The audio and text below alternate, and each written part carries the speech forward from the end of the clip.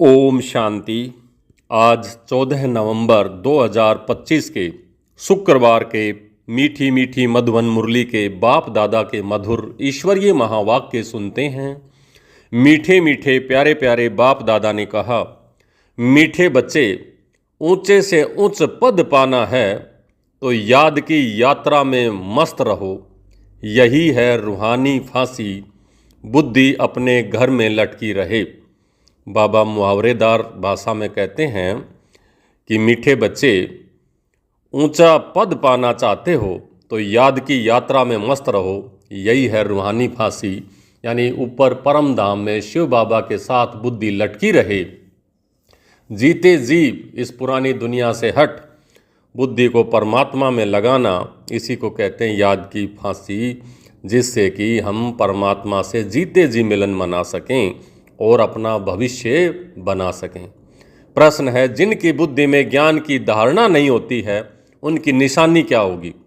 उत्तर है, वह छोटी छोटी बातों में रंज माना नाराज होते रहेंगे। जिसकी बुद्धि में जितना ज्ञान धारण होगा उतनी उसे खुशी रहेगी। बुद्धि में अगर यह ज्ञान रहे कि अभी दुनिया को नीचे जाना ही है, इसमें नुकसान ही होना है, तो कभी नाराज रंज नहीं होंगे, सदा खुशी रहेगी। ओम शांति। मीठे मीठे रूहानी बच्चों प्रति रूहानी बाप बैठ समझाते हैं। बच्चे समझते हैं ऊंचे से ऊंचा भगवान कहा जाता है परमपिता शिव को। आत्मा का बुद्धि योग घर की तरफ जाना चाहिए, परंतु ऐसा एक भी मनुष्य दुनिया में नहीं है जिसको यह बुद्धि में आता हो। सन्यासी लोग भी ब्रह्म को घर नहीं समझते हैं। वह तो कहते हैं हम तो ब्रह्म में लीन हो जाएंगे। तो घर थोड़े ही हुआ, घर में ठहरना होता है, लीन नहीं। तुम बच्चों की बुद्धि में वहाँ रहनी चाहिए ये बात कि हम अब हमारी बुद्धि ऊपर परम धाम में लटकी रहे। जैसे कोई फांसी पर चढ़ता है तो तुम अब रूहानी फांसी पर चढ़े हुए हो। अंदर में है हमको ऊंचे से ऊंचा बाप आकर ऊंचे से ऊंचा घर ले चलते हैं। अब हमको घर जाना है। ऊंचे से ऊंचा बाबा हमको फिर ऊंचे से ऊंचा पद प्राप्त कराते हैं।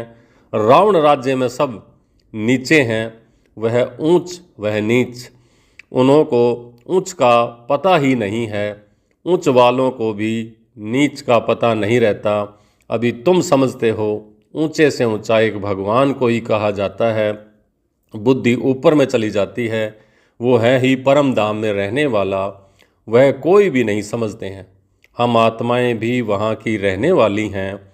यहाँ आते हैं सिर्फ पार्ट बजाने, यह कोई के ख्याल में नहीं रहता है। अपने ही धंधे दौरी में लगे रहते हैं। अब बाप समझाते हैं ऊंचे से ऊंचा तब बनेंगे जब याद की यात्रा में मस्त रहेंगे। याद से ही ऊंचा पद पाना है। नॉलेज तो तुमको सिखलाई जाती है, वह भूलने की नहीं है। छोटे बच्चे भी वर्णन करेंगे, बाकी योग की बात को बच्चे नहीं समझेंगे।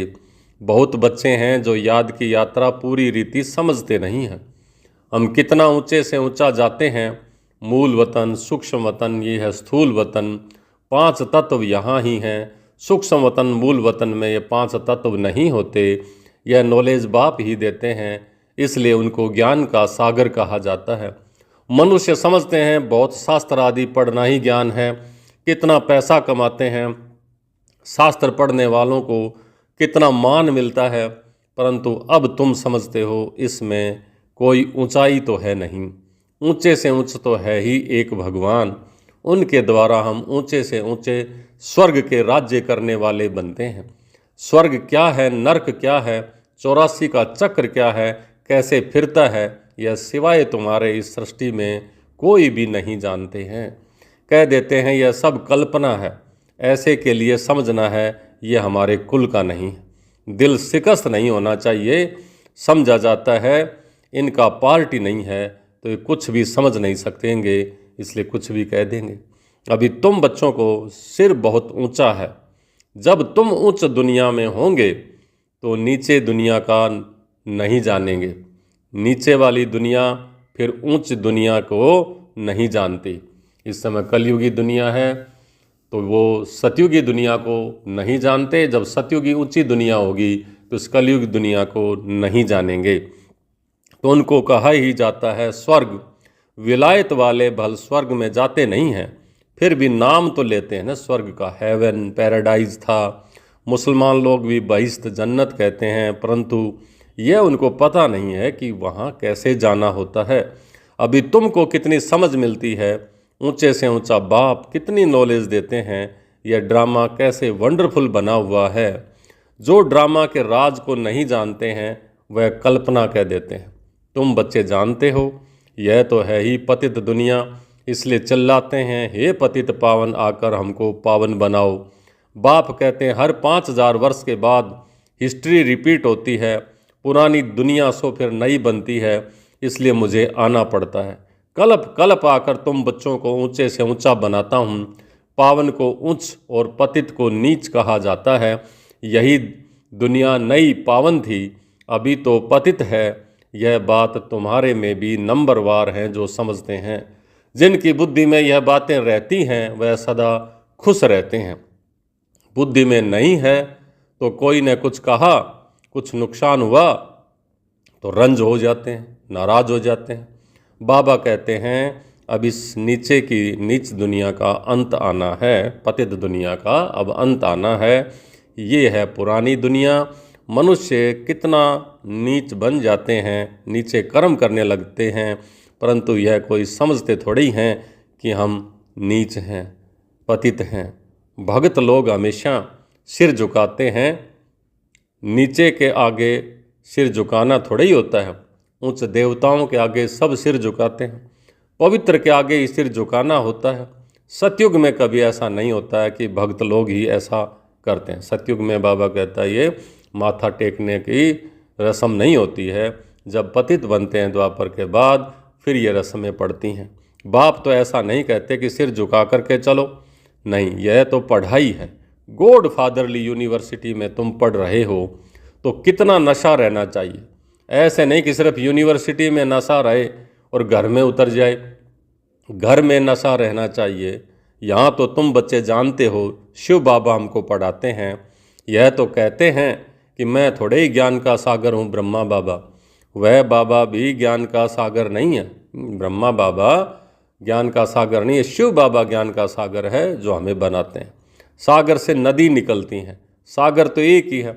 ब्रह्मपुत्रा नदी सबसे बड़ी नदी है। ब्रह्मा बाबा जो सबसे पहले बाबा ने ब्रह्मा के द्वारा ये ज्ञान बढ़ाया आगे, तो इसको कहते हैं ब्रह्मपुत्रा नदी। एक ही नदी है जिसका नाम पुरुष के ऊपर है, ब्रह्मपुत्रा। बाकी सब नदियों का नाम माताओं बहनों पर है। तो ये निशानी है ब्रह्मा बाबा की, ब्रह्मपुत्रा नदी जो सबसे बड़ी नदी है। तो ये बाबा कहता है कि इनका नाम इसी कारण से है। बहुत बड़े स्टीमर्स आते हैं, नदियाँ तो बाहर भी बहुत हैं। पतित पावनी गंगा यह सिर्फ यहाँ ही कहते हैं, बाहर में कोई भी नदी को ऐसे नहीं कहेंगे। पतित पावनी नदी है, फिर तो गुरु की कोई दरकार ही नहीं। नदियों में तालाबों में कितना भटकते हैं, कहाँ तो तालाब ऐसे गंदे होते हैं कि बात मत पूछो। उसकी मिट्टी भी उठा करके रगड़ते रहते हैं। अब बुद्धि में आया है कि ये सब नीचे उतरने के रास्ते हैं। वो लोग कितना प्रेम से जाते हैं। अब तुम समझते हो कि इस ज्ञान से हमारी आंखें ही खुल गई हैं। तुम्हारी ज्ञान की तीसरी आंख खुली है। आत्मा को तीसरा नेत्र मिलता है, इसलिए त्रिकालदर्शी कहते हैं। तीनों कालों का ज्ञान आत्मा में ही आता है। आत्मा तो बिंदी है, उसमें नेत्र कैसे होगा, यह सब समझने की बातें हैं। ज्ञान के तीसरे नेत्र से तुम त्रिकालदर्शी त्रिलोकीनाथ बनते हो, नास्तिक से आस्तिक बन जाते हो। आगे तुम रचयिता और रचना के आदि मध्य अंत को नहीं जानते थे। अभी बाप के द्वारा रचना के आदि मध्य अंत को तुमने जाना है। तुमको वर्षा मिल रहा है, यह नॉलेज है ना, हिस्ट्री ज्योग्राफी भी है, हिसाब किताब है ना। अच्छा तीखा बच्चा होगा तो हिसाब करे कि हम कितने जन्म लेते हैं। इस हिसाब से और धर्म वालों के कितने जन्म होंगे। परंतु बाप कहते हैं इन सब बातों में जास्ती माथा मारने की दरकार नहीं है, टाइम वेस्ट ही हो जाएगा। यहाँ तो सब कुछ भूलना है, यह सुनाने की दरकार नहीं। तुम तो रचता बाप की पहचान देते हो। जिसको कोई जानते नहीं है।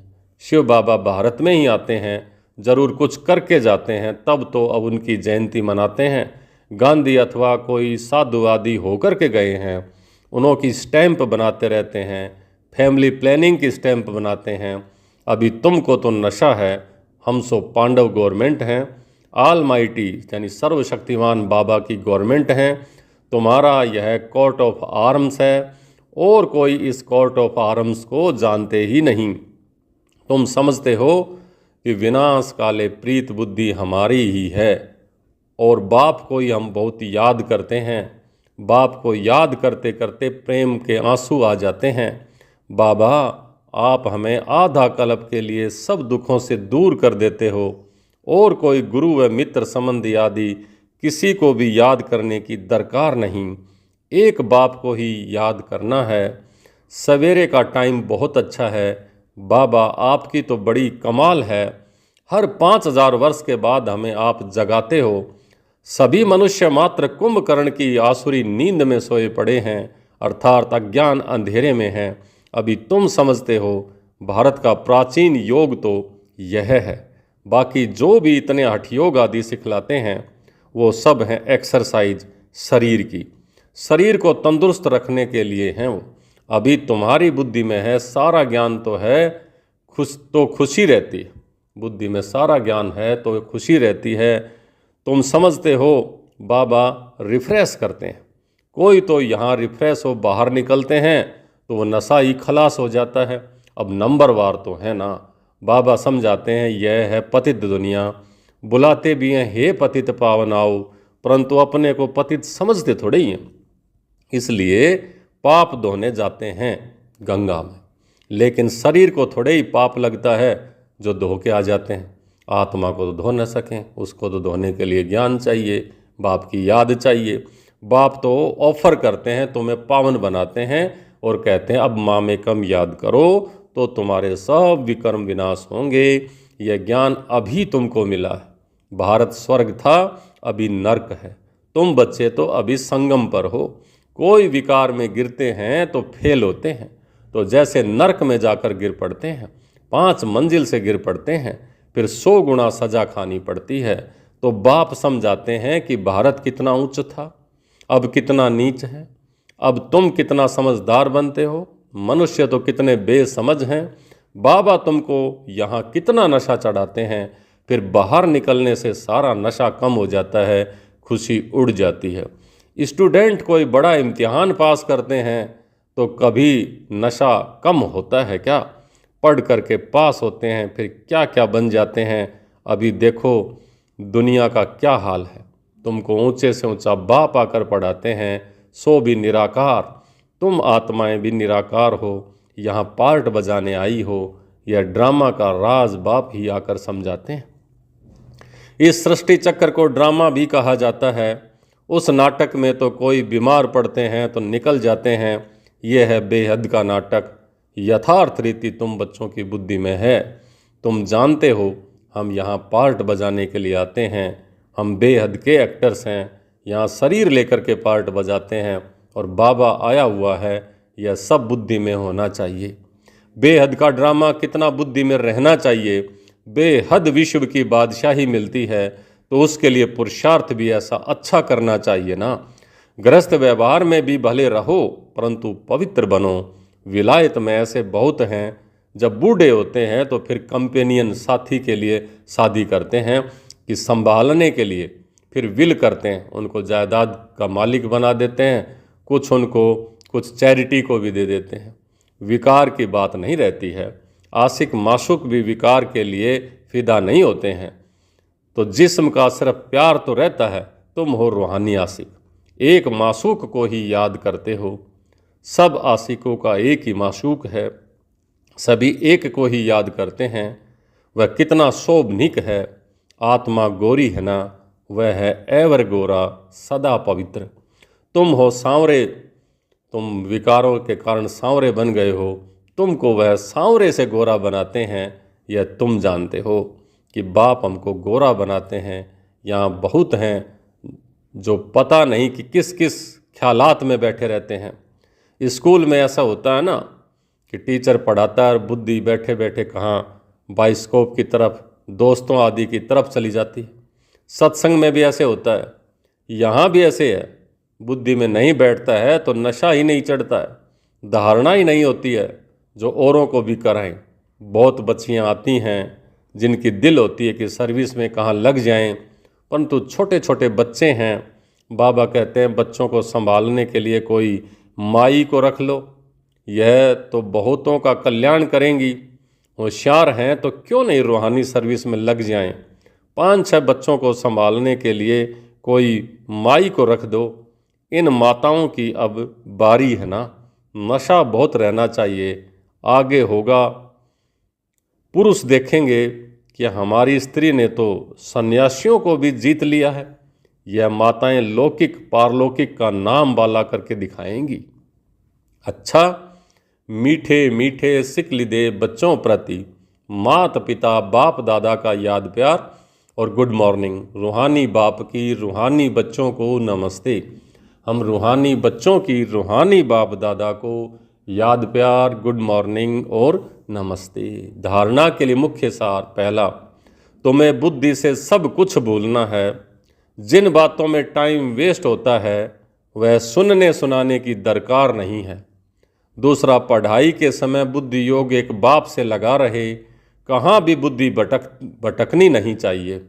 निराकार बाप हमें पढ़ा रहे हैं, इस नशे में रहना है। आज का वरदान, अपनी महानता और महिमा को जानने वाले सर्व आत्माओं में श्रेष्ठ विश्व द्वारा पूजनीय भवै। अपनी महानता और महिमा को जानने वाले सर्व आत्माओं में श्रेष्ठ विश्व द्वारा पूजनीय भवै। हर एक ब्राह्मण बच्चा वर्तमान समय विश्व की सर्व आत्माओं में श्रेष्ठ है और भविष्य में विश्व द्वारा पूजनीय है। नंबरवार होते हुए भी लास्ट नंबर का मणका भी विश्व के आगे महान है। आज तक भक्त आत्माएं लास्ट नंबर के मणके को भी आँखों पर रखती हैं, क्योंकि सभी बच्चे बाप दादा के नैनों के तारे हैं, नूरे रतन हैं। जिसने एक बार भी मन से सच्चे दिल से अपने को बाप का बच्चा निश्चय किया, डायरेक्ट बाप का बच्चा बना, उसे महान व पूजनीय बनने की लॉटरी व वरदान मिल ही जाता है। तो आज भी लास्ट जन्म की आत्मा का भी मनुष्य आत्माएं जय बोलती हैं, 33 करोड़ देवी देवताओं की जय। तो उसमें लास्ट मन का भी शामिल है। स्लोगन है, स्थिति सदा खजानों से संपन्न और संतुष्ट रहे तो परिस्थितियां बदल जाएंगी। स्थिति सदा खजानों से संपन्न और संतुष्ट रहे तो परिस्थितियां बदल जाएंगी। अव्यक्त इशारे, अशरीरी व विधेयी स्थिति का अभ्यास बढ़ाओ। बाप दादा अचानक डायरेक्शन दे कि शरीर रूपी घर को छोड़, दे अभिमान की स्थिति को छोड़, देही अभिमानी बन जाओ, इस दुनिया से परे अपने स्वीट होम में चले जाओ। तो जो जा सकते हैं तो वो जा सकते हैं, तो वो हैं स्थिर बुद्धि। युद्ध स्थल में युद्ध करते करते समय तो नहीं बिता देंगे। अशरीरी बनने में अगर युद्ध करने में ही समय लग गया तो अंतिम पेपर में मार्क्स व डिवीज़न कौन सा आएगा। इसलिए 1 सेकंड के अंदर बुद्धि लगे ऐसा अभ्यास बढ़ाओ। ओम शांति।